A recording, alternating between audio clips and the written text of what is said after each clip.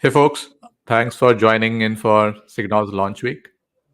Today we have with us Vikrant and we'll be talking about some of the improvements we have made around logs.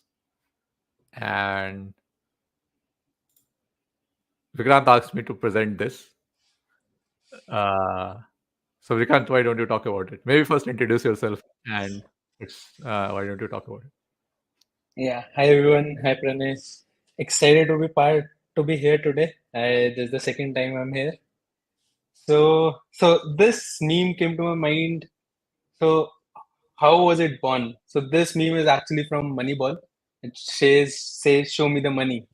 So over a period of time, being at different places, being through different incidents happening in various companies, where various projects, every time something goes wrong, there's some production issue, some API is not working correctly, there's some UI crashing. The first quote that comes out of everybody's mouth is show me the logs. Where are the logs? So there's a burning reference. There's something that keeps you motivated on a day-to-day basis. Okay, logs hold a lot of power. This is one of the oldest legacy observability tool that we have. Apart from metrics, traces, logs is something that has been in the regulation since long. All your proprietary algorithms, proprietary systems, your meters, electrical toolings, everything works from the basis of logs. So that shows how important logs are in our software cycles and in our day-to-day lives. Yeah, So I that think reminds me of this meme. yeah, I think logs are the first sort of telemetry which any developer starts with, right? So even if they are just trying to do something in dev, they print something in console log. Like at least that's what I used to do when I used to write code, and it's still the sort of the fundamental pillar of observability and telemetry. And today Vikrant will share some of the things we have been working on in SigNoz around logs. Uh, so yeah, maybe Vikrant talk a bit about more about what areas we are focused on in the last 3 4 months and what were the sort of motivations on picking those features versus others. Right. So coming to the logs part, like we just saw how important it is for everybody, be it a front-end engineer, be it a back-end engineer, or a SRE as well.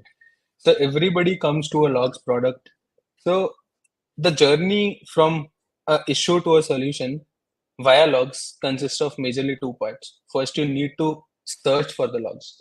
With there might be thousands and thousands of logs. So where which logs are exactly interesting to you? You need to able to reach to that logs quickly. And the second part is once you reach them, you should be able to consume them properly. So and What do you enabling a mean by user. what do you mean by consume them? So consumption of logs is also a major part. Logs, every log line contains a lot of details. It's not just a string or it's not just a JSON. It contains a lot of attributes from which particular resource, which particular instrument scope, or which particular attributes a particular log line carries. So how do you consume all of them? So you have a screen with hundreds of logs. So how much are you able to grasp from a singular view of that pane? So maybe you are able to consume two attributes, three attributes. Are you able to consume attributes of your interest? Or let's say there's a screen, you're only able to see 10 attributes at a time, 10 logs at a time. So there's a difference on how do you consume a log. Maybe your logs are color encoded. So are you able to see those encodings properly in the consumption, or maybe just they're rendered as normal hex encodings? So consumption becomes equally important as searching. So All once right, you find a needle in a haystack, you need to be able to visualize that needle properly as well. So got it. this becomes searching and consumption. So what motivated us to make it better? So we have heard multiple instances from customers, from users, from community people that they were not able to search things properly, or certain they were not able to reduce the search space. Maybe they were searching for certain set of logs and it was giving them more logs than they expected. They were not able to pinpoint particular areas of interest. So we wanted to make this experience very smooth for any user, be it during a firefighting time, because at that time it becomes very important how much time it takes to reach a problem and a solution. So we cannot delay during that time. So the DIY performance of the particular logs product was our major motivation to build in these terms, in these lines, where everybody is able to analyze, okay, what's going wrong currently, how do you fix it, how do you move ahead. The- there should be minimal to no hand holding during the process. Yeah. Everybody should have complete visibility into what's happening. Yeah, I think because many times, as we discussed, right, that logs users are very, like, even early stage users or like new developers start using logs, right?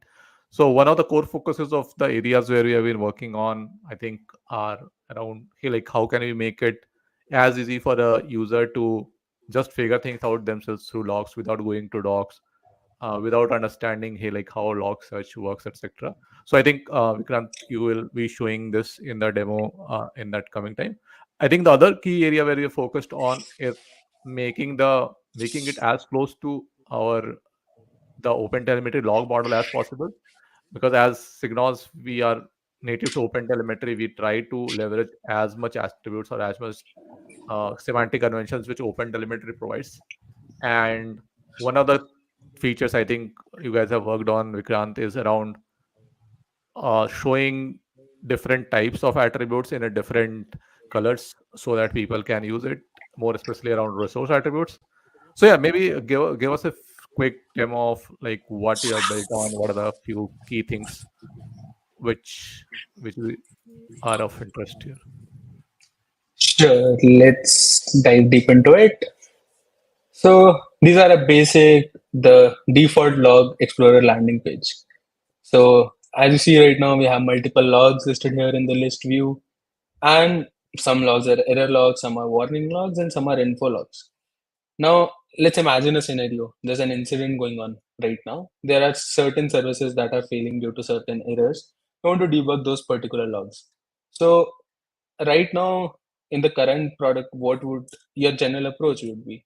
You will go, you'll type, okay, I want to check this service dot name, and my service dot name is, let's say, critical ops, and you go ahead and look for services and for this particular logs of the service, and then you check for, okay, I want to check the logs which are error logs. You want to go and you go check for error logs, and you stage and done. So this becomes a very slow approach right now. It takes a certain amount of time to go search for services, search for severity text, and then render those particular logs. Now let's say, imagine a new flow. Okay, you came, okay, I want a particular service. I want only critical operations. Your critical operation service gets filtered. I want error logs. Your error logs get filtered. So you're able to reach to the final search space very quickly without much frictions in the flow. Now, apart from this, okay, let's say you're at the base state again. These are all your logs. You are scanning through or going through some certain set of logs, but then you see there is a particular service called noisy service. There's a lot of logs from this noisy service, and it's making it difficult to consume other important logs. Okay, so I don't want this. Let's toggle this out. So this particular set of quick filters, we already had something similar in the trace explorer views. You see, we have something very similar in the trace as well.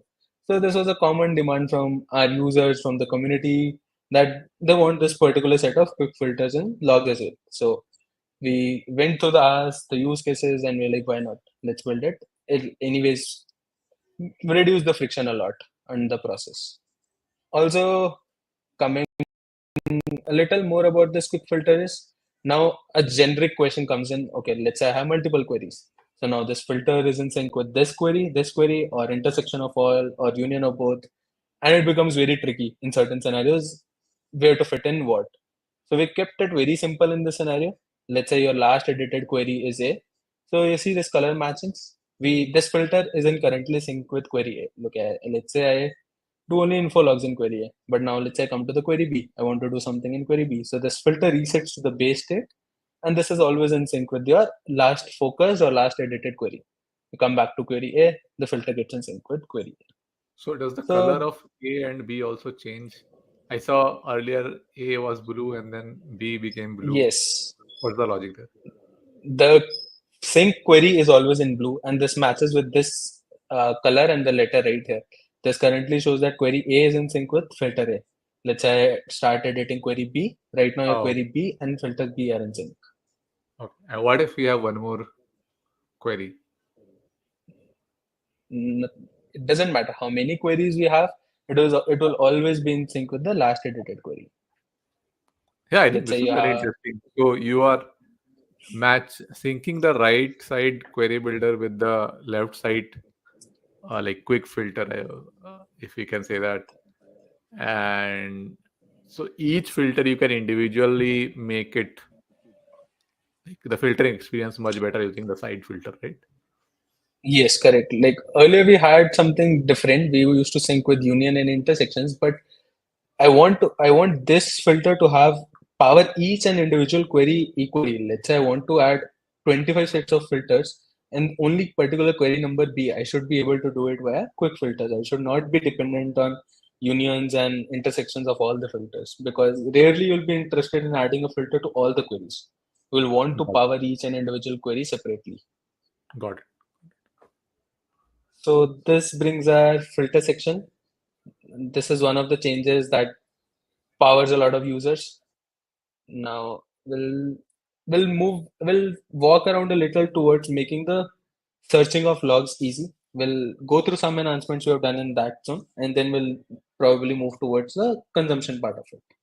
One very fun thing I want to showcase here is, let's say I have, okay, this is also, you can collapse the filters if you want.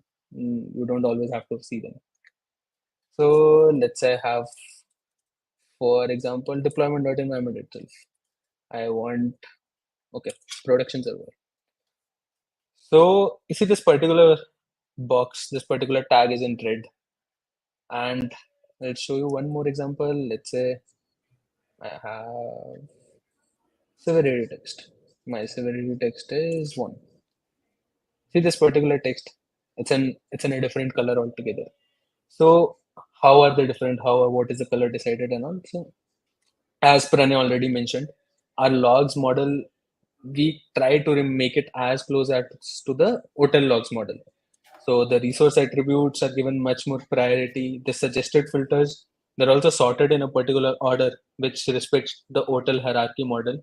As well, you have the resource attributes, then you'll have the tag attributes, and you have the normal base attributes. So this coloring helps ensure that overall in a general picture, you are able to differentiate that, okay, this is a resource, this is a normal attribute. Probably a tag will come into picture, that'll be in a yellowish color. So you may have a resource and a tag attribute of the same name as well. It helps you to differentiate between collisions, different data types, and all of that way better than it used to before. Because maybe basic questions for our viewers who are not too much aware about resource attributes. What's the difference between a resource attribute versus a like normal attribute? Like what you have shown in white versus what you've shown in red. Right. So your logs are generated from a particular space in your application. Let's say I have a Kubernetes, I have an application hosted in a Kubernetes environment. There I have a certain namespace, I have a service name, and after that, let's say I have different pods and containers, and then my application comes under the picture. So resource attributes is something that helps you describe where and where of the entire application of this entire log, this is coming from where.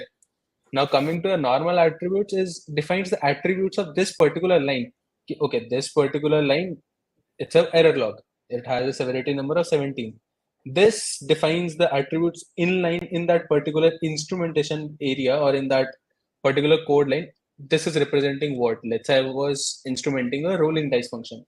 The normal attribute would something look like, okay, what was the number that came on a die? It was a 10, it was an 11, or it was a 6. So that is an attribute, something that defines where your log comes from would more or less be a resource attribute. Okay, my deployment.environment was a production server. My service name, maybe it was a demo service, or maybe it was a critical operation service. So Got it. this brings out the difference between them. Got it. I think resource attributes are also what gets propagated as baggage in the open telemetry convention, right? So the same resource attributes would go to the traces and also will go to the logs, and it will That's essentially what we use for correlation. Is that accurate? Yes, correct. Got it. Cool. Good. Right. So this is more or less what we did in our search space. Also, we have something very exciting coming up for this. We've set up the base for that. Let's say you have a long running query. Let's say you ran a query for 2 months and you ran the query. And later you realize, okay, this is not what you want. You want to change the query to a certain other time frame, or maybe you want to change some filters. You have an option to cancel the query here. You don't need to wait for the query to finish. This query finishes very fast, but if it's a long running query, you'll see that cancel run appear for a significant amount of time, and you can cancel the query whenever you want. Exciting part of it comes in. We are having something called insights as well. So whenever you run a query, you'll be able to see some insights of the query, how many rows are scanned, what is the time taken by that particular query, all of that. This is a base setup for something very exciting coming up. We'll have a lot of different insights into a particular query. How was it running? What was the number of data points it was scanning through? How many?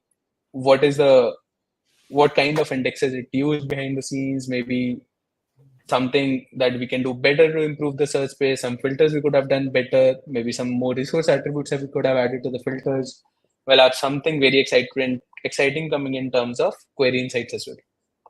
So So why is that important? So when somebody runs, say, a particular query in logs, right? They would.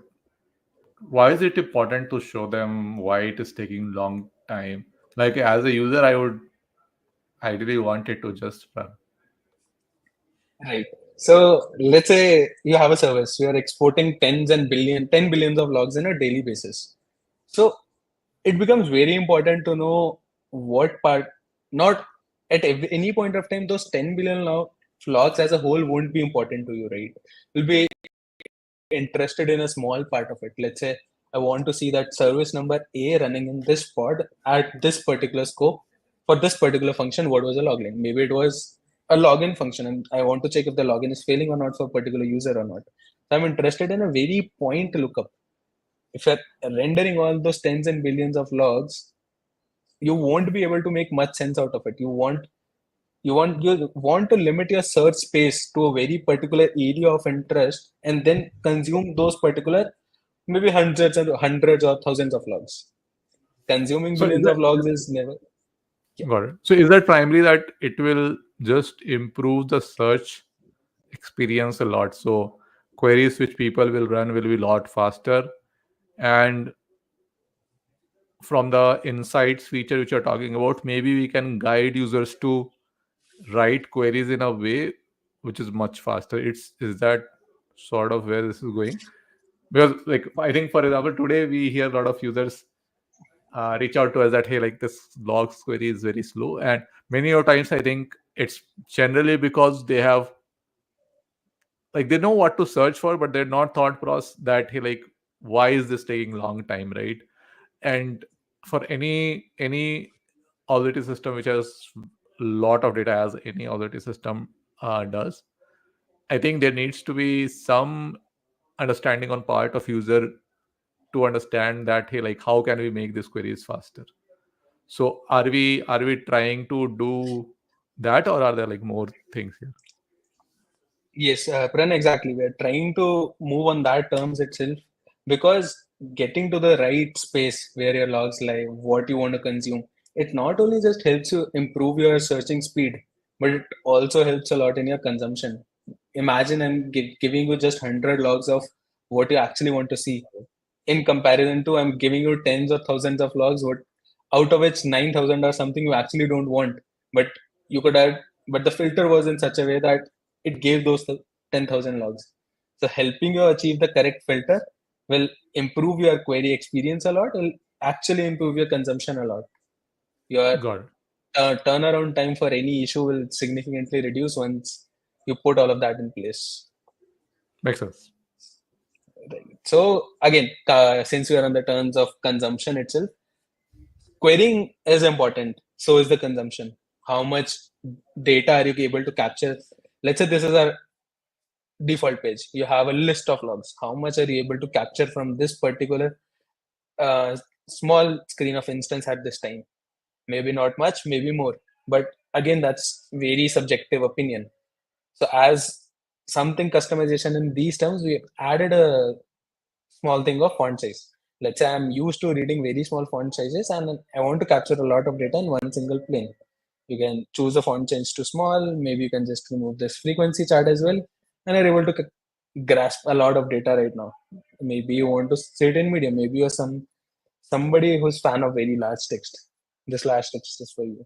Like this has been a very frequent ask. Like a lot of people use this terminals in different ways. Some like zoomed out terminals, some like a lot of zoom in terminals. So it's a personal choice, but it helps in the consumption.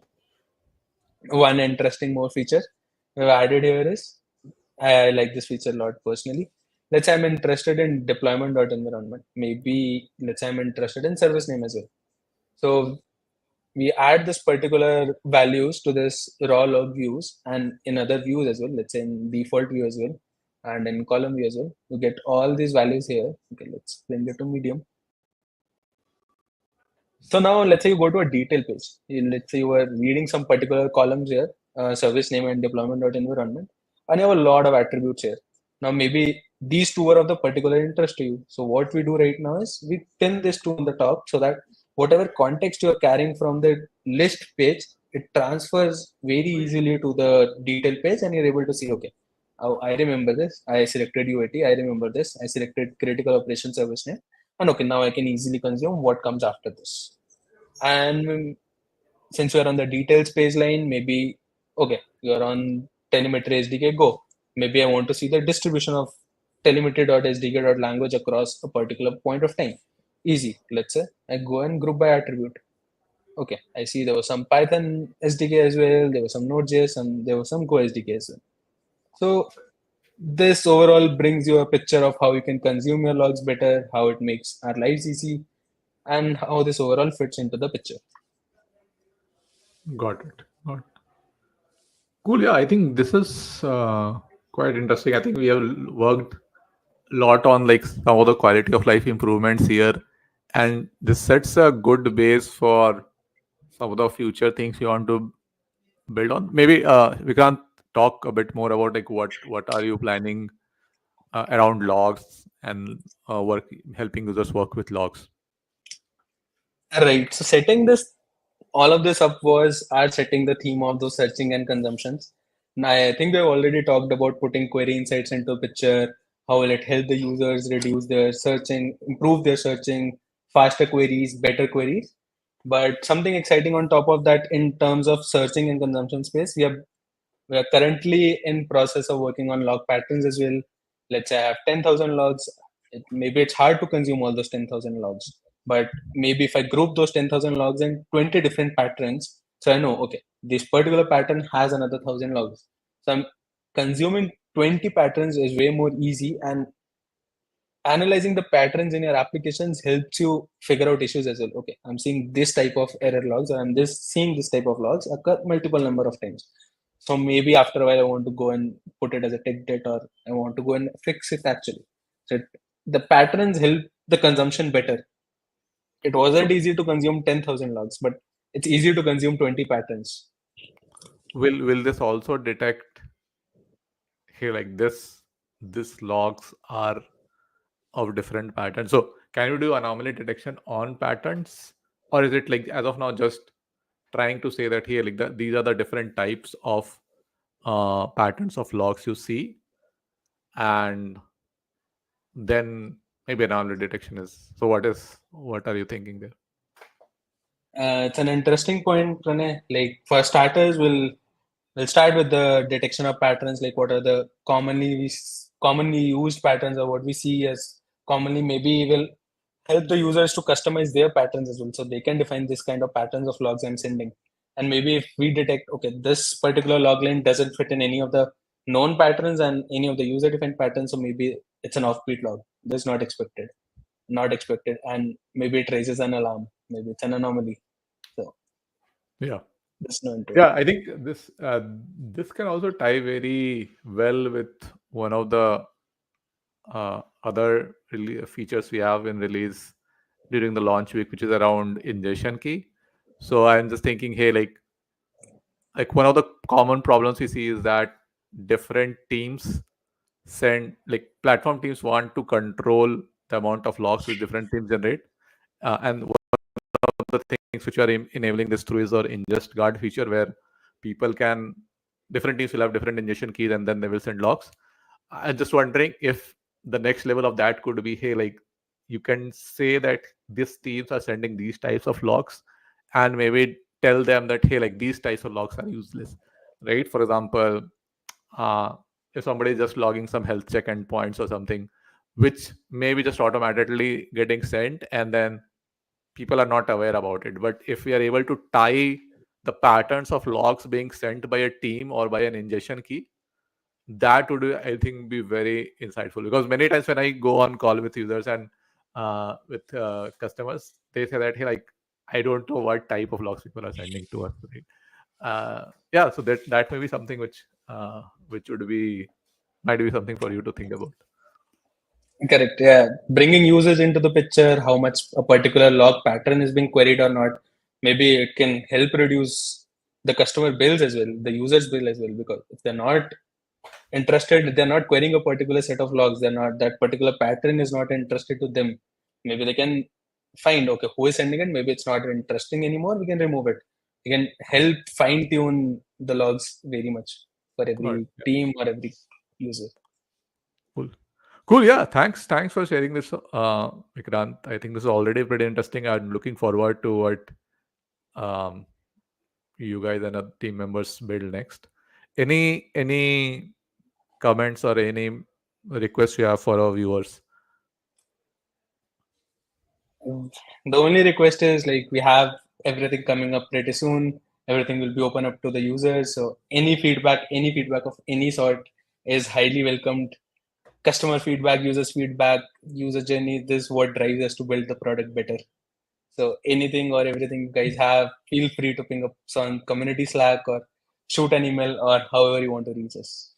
Yeah, I've just shared our Slack channel here, so we are pretty active community. Just go there and share any feedback you have, and I think Vikrant and team members would love to hear what you think about the features which we're building. Thanks, Vikrant. Thanks for joining in, and thanks viewers for tuning in. See you again. Bye. Thank you.